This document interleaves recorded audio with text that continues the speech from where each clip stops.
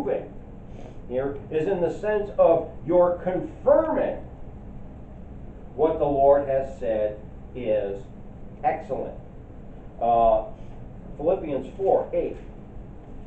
We'll come to that obviously later in our study, but go right there to that verse right now. Philippians 4:8. Finally, brethren, whatsoever things are true, whatsoever things are honest, whatsoever things are just, whatsoever things are pure, whatsoever things are lovely, whatsoever things are of good report, if there be any virtue, and if there be any praise, think on these things.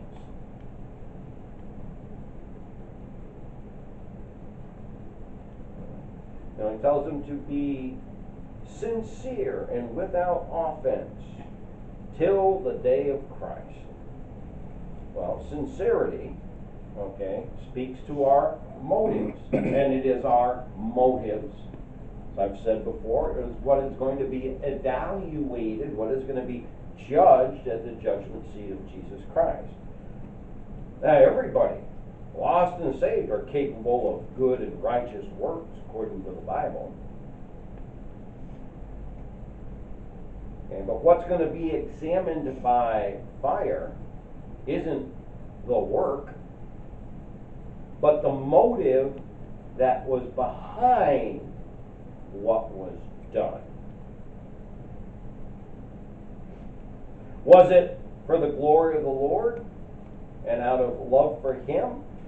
Because that is what is the measure. That you're going to be without offense. Well, you can't offend against the Lord.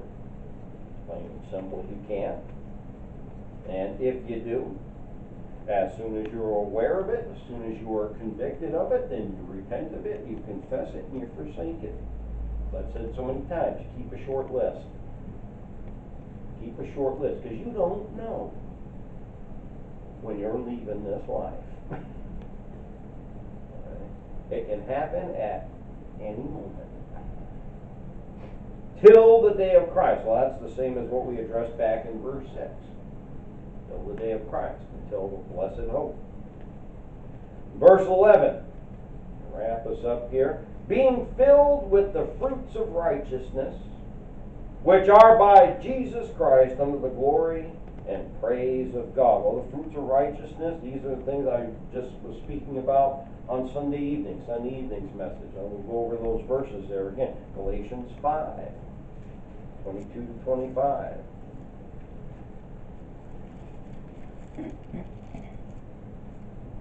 But the fruit of the Spirit is love, joy, peace, long-suffering, gentleness, goodness, faith, meekness, temperance. Against such there is no law. And they that are Christ's have crucified the flesh with the affections and lusts. If we live in the Spirit, let us also walk in the Spirit. Colossians 3, 12, 13, and 14.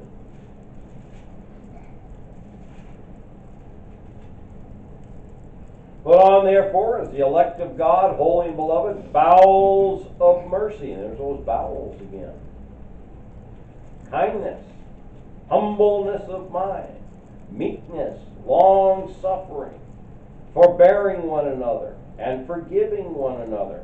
If any man have a quarrel against any, even as Christ forgave you, so also do ye. And above all these things, put on charity, which is the bond of perfectness. Romans 6:22.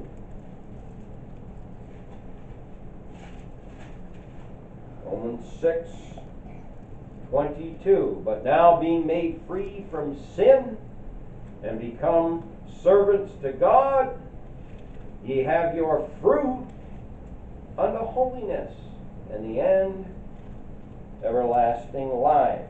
And then John 15, we won't go over there and read it, but again, there it's about bearing fruit. Okay? I am the vine, ye are the branches. You want to bear fruit in Him, Okay? Number one, you got to stay in the vine, and you're going to get pruned and tended and worked on so that you produce much fruit.